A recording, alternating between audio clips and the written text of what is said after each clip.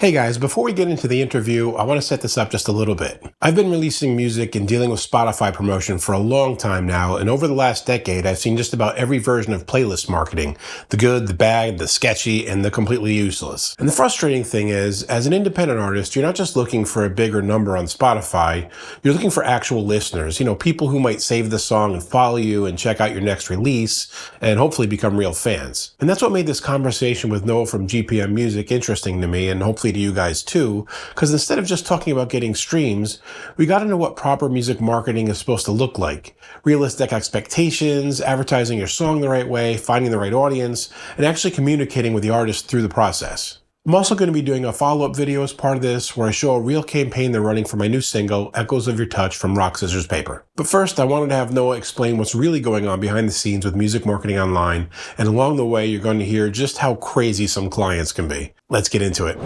Hey, Noah. So tell me a little bit about the background, how you got into doing this, about the company, how you arrived where you're at. I'm Noah. I started GPM Music Group about 3 years ago now. Originally, I was actually a kinesiologist and I was an artist manager. Enjoyed it for a few years. And then I realized that there's only so many artists I can work with the amount of time I had available. And I also wanted to branch off into different genres. So from there, started my agency company, whatever you want to call it, GPM Music Group. And we started off kind of working with word of mouth clients, some label stuff, some independent artists. That went really well for a few years, about a year and 2 months. And then we realized that we wanted to take this public. We started working on a system and working on playlisting and meta ads and a bunch of other amazing promotional tools that I kind of just took from my own experience with marketing artists, as well as what was really working out there in combination with my own research. And launched it live. It'd be about a year ago now, total in completion. So that's where we're at now. We've helped over 2,000 artists with playlist promotion, with meta ads, with SEO growth. We've done some YouTube marketing too. And now my goal for our company is trying to be the most accessible and transparent tool for independent artists today to really grow their music safely and affordably. Can you tell me a little bit what makes you guys different? Obviously, my interaction with you, I've seen that there's real customer support. I'm not dealing with like an unknown mask at the other end. So tell me a little bit more about that.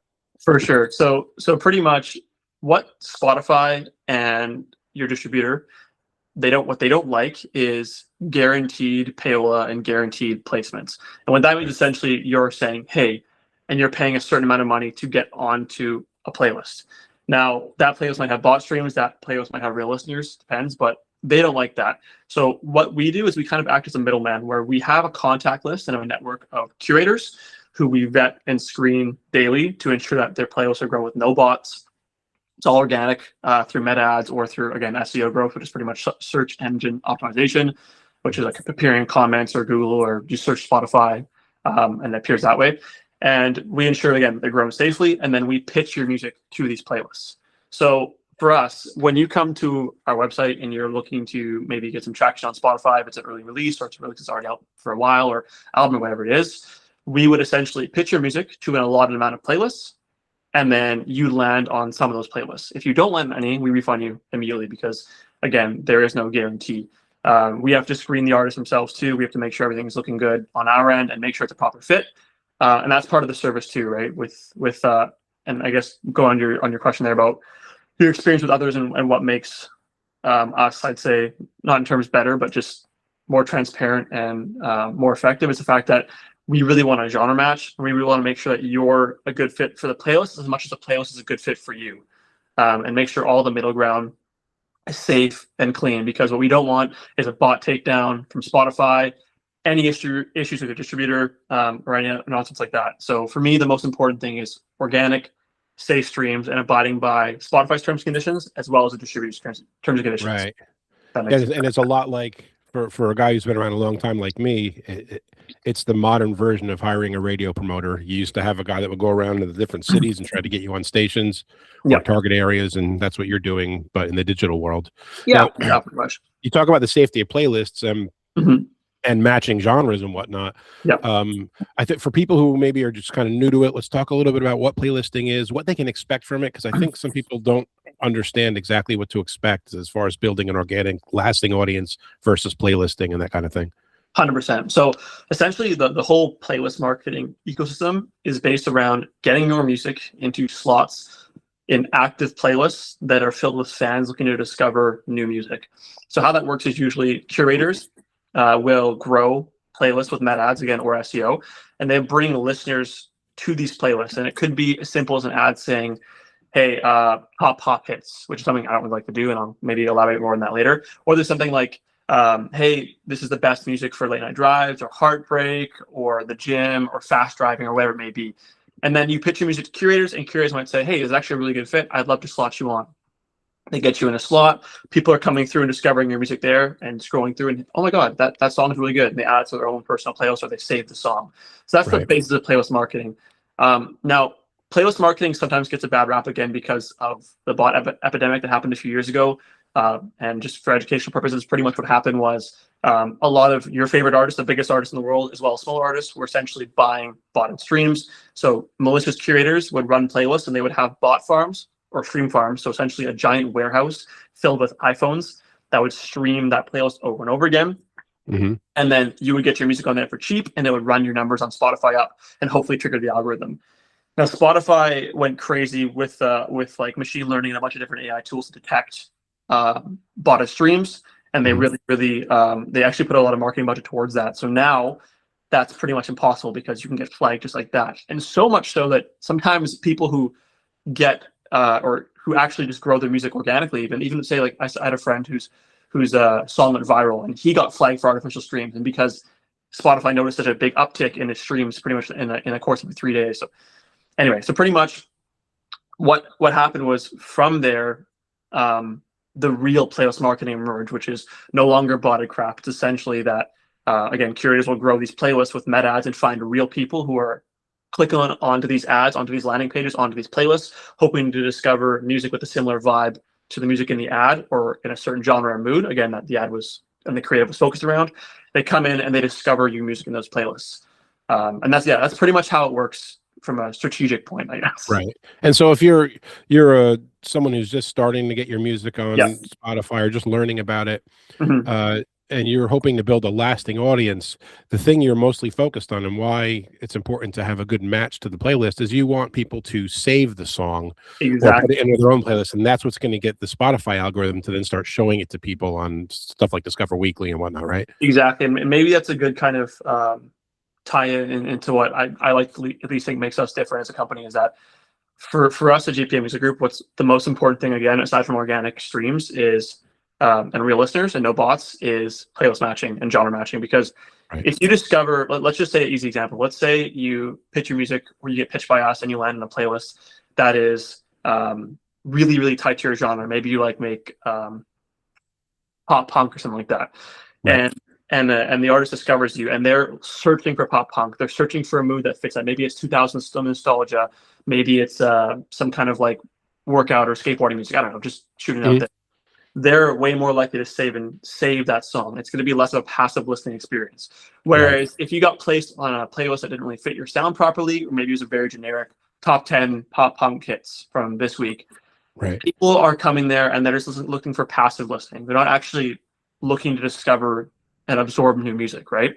So that's the big difference between these massive 200,000 pop top hits playlists that you might get 2,000 streams, but you're never going to have a save. You're not going to have a playlist ad, versus something like a mood-based playlist, which is, again, the playlist we work with specifically, which is, okay, this fits the genre and the mood and the vibe I'm feeling, so I'm already more biased to save that song. So when you discover it, again, music is all about emotions and human connection, right? So when they discover a song that actually fits the mood they're feeling, they're way more likely to save and add to their own playlist. And like you said, when you do that, people are coming back for your next release. They're going to listen to the song multiple times. They're going to increase your streams per listener ratio and hit those important metrics that will then hopefully signal the Spotify algorithm and start to build a long-term fan base. Right. Is this what you call the targeted integration system?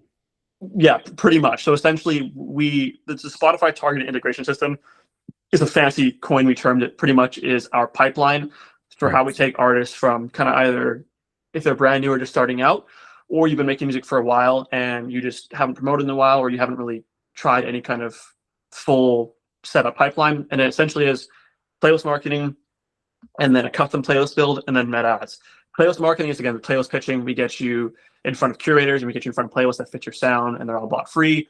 You can get a certain amount of streams from there, or you can do it multiple times. It's really good for new releases to boost your popularity score, and it's really good to get you the right traction, right exposure, and also, again, put you in front of the right fans who are actually looking for the genre of music that you make.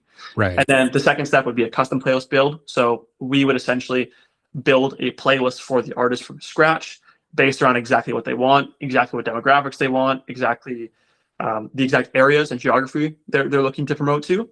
And then that could be their whole catalog. And the final step would be meta ads. And meta ads are essentially running a visual advertisement from your Facebook or Instagram to your Spotify. And that's, again, the thing with meta ads too, and something if you want to get into later, we can. But meta ads are different than playlisting because meta ads are targeting only one song. Right. And that song, they're having to actually click onto your Spotify from your visual and from your song. Whereas this marketing is kind of, it starts off as more passive, but then can become more targeted once you're actually on the playlist, because again, it's mood based, so on and so forth. But meta ads, the major difference is, again, I'm a lot of times in the actual ads for playlist marketing, they're not clicking onto your song, they're clicking onto a mood or a mainstream song and then discovering your music after. Whereas meta ads, they have to be actually interested, super interested in your song, because they're clicking over from your song and your visual to that, which is why the save rate and the save rate is naturally higher for meta ads than it is for playlist marketing. Right. But the problem with meta ads is that creative is all, and it's way easier to flop and have a really underperforming campaign and get a lot less traction. So, and the last point, and I'm sorry, I've gone on a bit of a tangent here, but the last point I'll kind of explain with why we developed this whole system in Tune is that the best music marketing system is an ecosystem. It doesn't contain just one marketing method. Anyone who tells you the only thing you can do is this is the best thing you have to do only, that's absolute BS, because there's so many different targets and audiences you need to hit, and each marketing tool has its own benefits and has its pros and cons, right? So everything is part of the ecosystem. Playlisting is great for exposure and new songs and getting traction. It's consistent. It's more affordable. I guess in my opinion, it's the most amazing starting point. And then custom builds are really great because you can use playlisting, but you can also be a little more specific in where you want to hit. And then meta ads, when you have that winning song from that science experiment, from those multiple songs you ran with playlist marketing, and you know it's working, you know it's resonating, then you hit that audience over and over again, you retarget them, you can sell merch, you can sell shows, and you can really go harder and harder and harder with that song. Right. So that's our whole pipeline laid out. That's probably the most important thing you said here, and that I hope people that are watching and have been doing this understand, because I've been marketing music for my own stuff for, I guess, about 7-8 years, and that's exactly what I found, that I would think, oh, okay, I got to get the playlisting. Oh no, it's like all about meta ads, and I started to realize that it's like you said, it's an ecosystem. You have to do a little bit of each. And also, if you're the person doing the creative work and making the music, it's really hard to also have the time to market, or you've made the music and then you're going to spend months and years or close to a year marketing it, and then you're not making music, and it's like they're two different jobs. And that's why I reached out to you myself to talk about this and work with you. And I think that it's, I guess maybe from someone who really loves music marketing, I think it's awesome that everyone who's an artist learns about it and kind of understands the different systems and how they work and what metrics are good, what metrics are bad. But in my humble opinion, as someone who's been, again, managed artist for years, put on my own music, all this kind of stuff, that it's the most important thing that you actually focus on what you're good at, which is making music, writing songs, mixing, mastering, and making the art. And then on that, the time when you would be actually marketing your music, instead of marketing your music, spend that more on music, right? And then actually having a professional do that for you, who you trust and you can work with, and who you can, again, trust with your releases and trust to find you the right audience, find you the right fans, without ripping you off, without putting you in front of bots, and who's going to be transparent and open with you. And that's something that I think we really try to do with GPMs. We want to actually form relationships with our artists, and we want to kind of have that family feel, because we're a small company. We're not a machine company. To me, the most important thing, again, is transparency, customer service, and making sure you got what you came for. And again, the only way to really achieve that is by being hands-on and actually educating the artist along the journey, instead of just saying, you're here, we'll do it for you in the right. So so I have to ask you the question that I know everyone that's watching my channel is going to be wondering about. Here we go. Yeah. How do you see AI changing the market? How's it affected what you're doing? What are your thoughts on that? I can go into hours about it, but I won't. But but I see it in a few different ways. So the first off, and the first wave, I guess, the initial wave was that everyone was freaking out, because remember there was that song, it was a Drake song that went viral, and it turns out it wasn't actually Drake, it was AI Yeah. voice. And the initial huge fear was, oh my God, like, excuse me, AI is going to be able to take over and steal money from artists and their hard-earned revenue.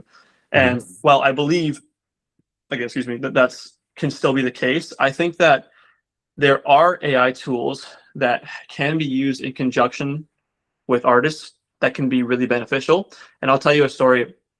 There's an artist we worked with actually who he was in a pretty bad accident, and he is now a quadriplegic, and he was a singer-songwriter before, and he's unable now to play instruments how he used to, and his vocal cords are actually damaged as well. So he uses a tool like Suno to really help him he'll do melodies and stuff like that, but he'll use it to, again, help him develop a song, master it, and do all these things he can't do anymore. And he still is able to put out music. So there are certain situations like that. And there's also situations where, again, like artists, I mean, something as well, like mixing, mastering, having a band is not, it's not cheap, right? And there are tools you can, okay, I can get a drum loop in there like that.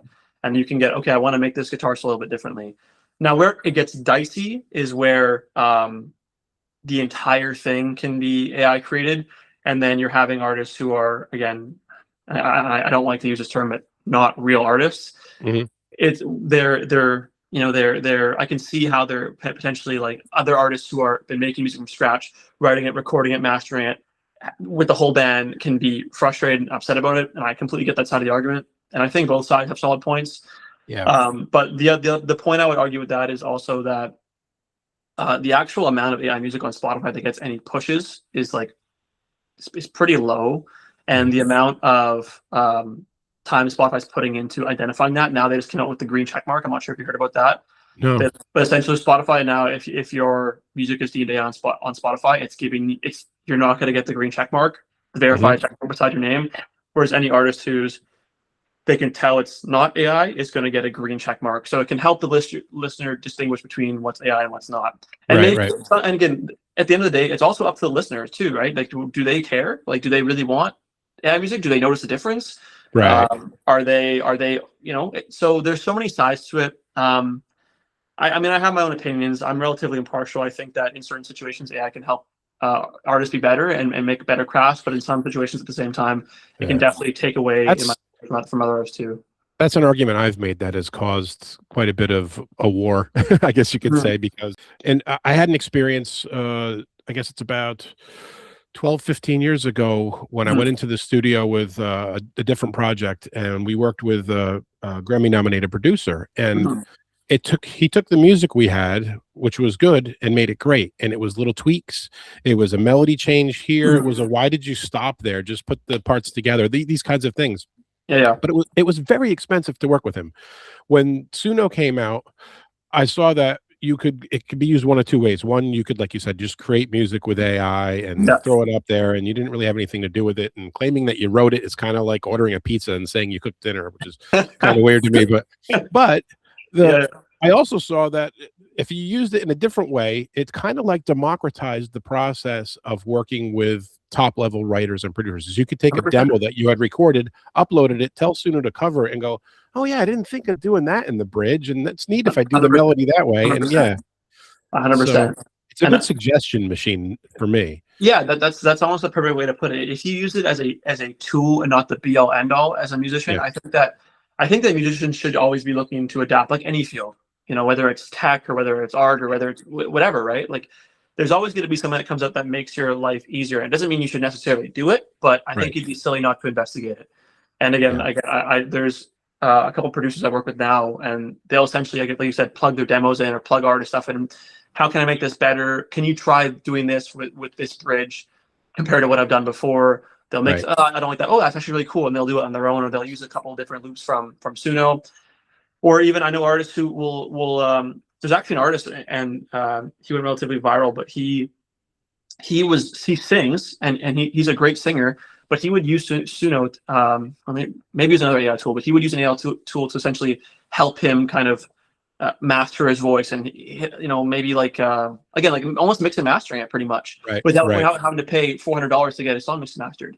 And it turned out pretty well, and you couldn't even really tell the difference. So again, it's like just like I featured an AI tool on my channel. It was one of the reviews I did, which was like a voice changer where you could sing into it and it would just change it to whatever. And I had a song where I needed like almost gospel female vocals as the background.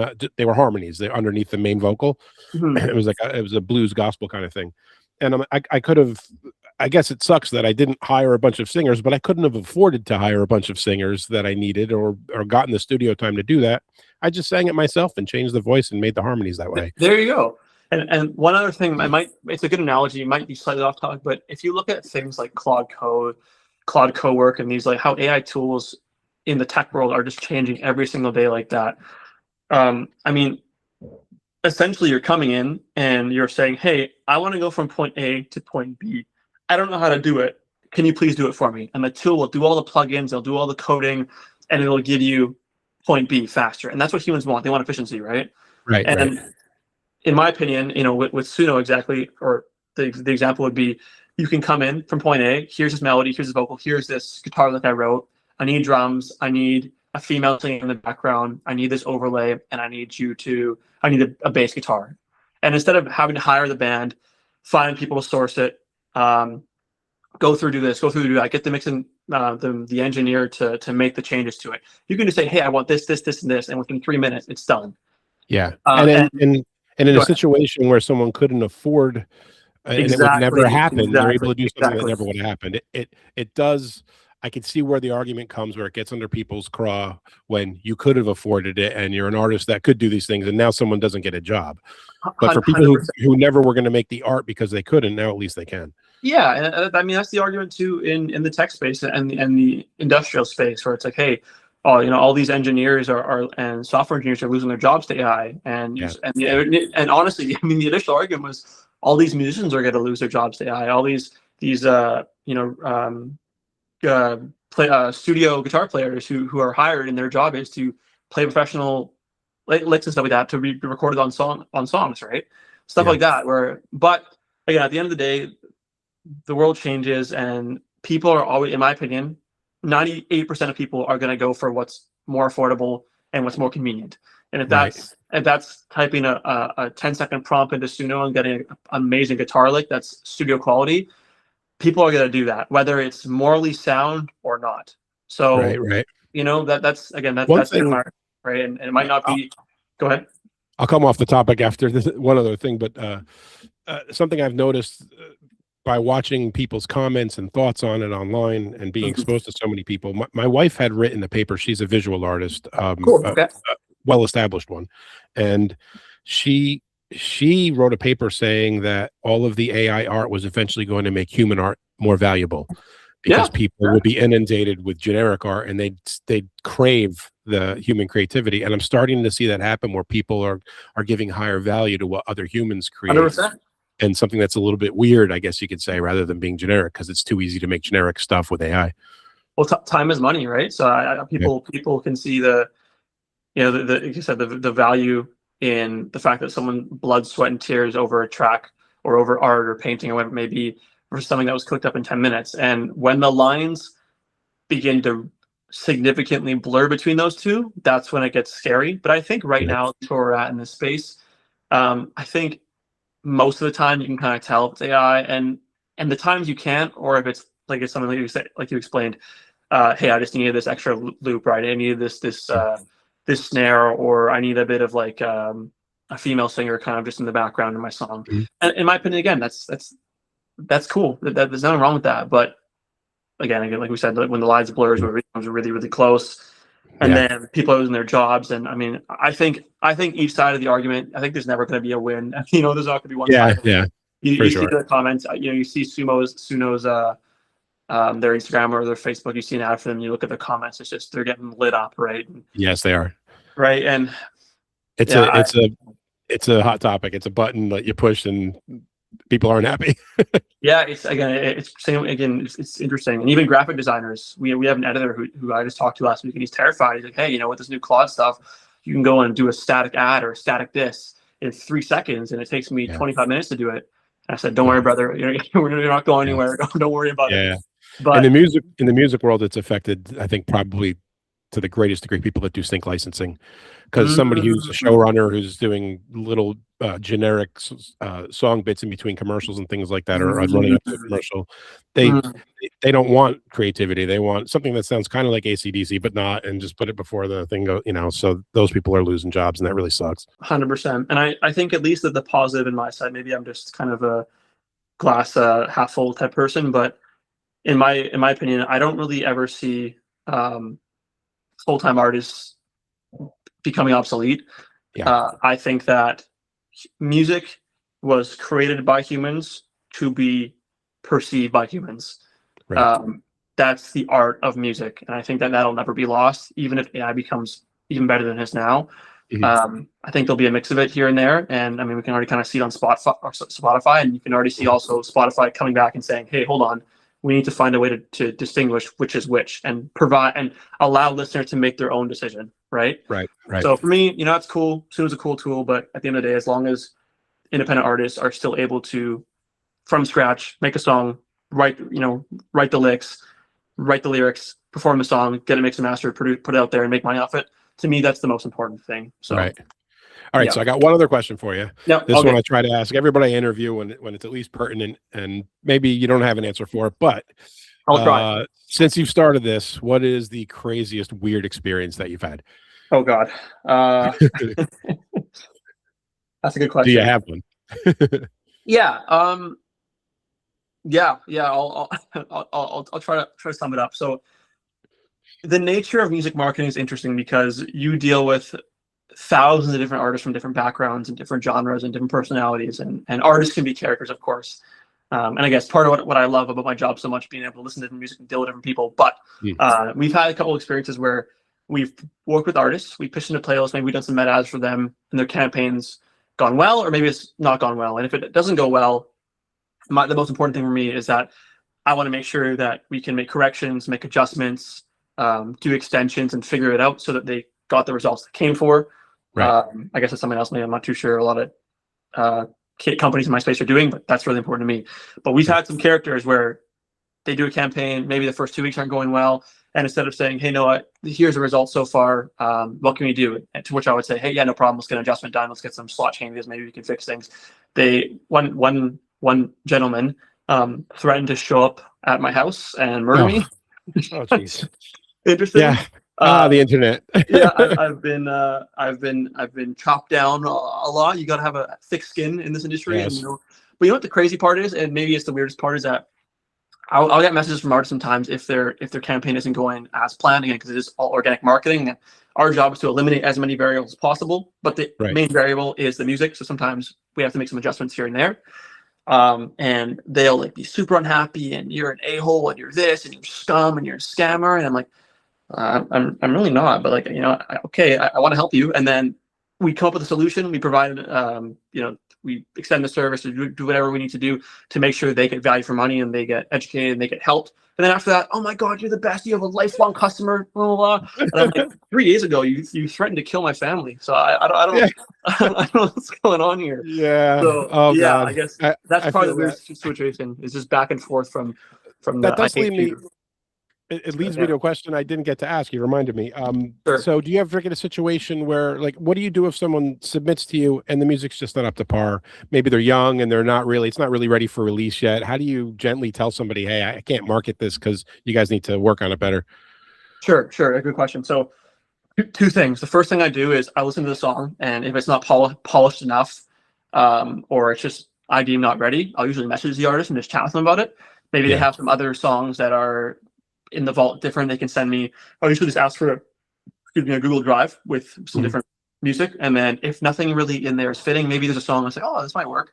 I'll suggest we pitch that one. I try to pitch as much as I can to curators, just in case, because in my opinion, people who even are newer and might not have the most polished music, there still might be a fit for them. There might be a listener base out there. If you look at the SoundCloud era from 2016, a lot of that music was just like the highs were high, the lows were low, the volume was weird, but they still found fan base, right? So Right. I do my best, but if we can, it's just a full refund pretty much.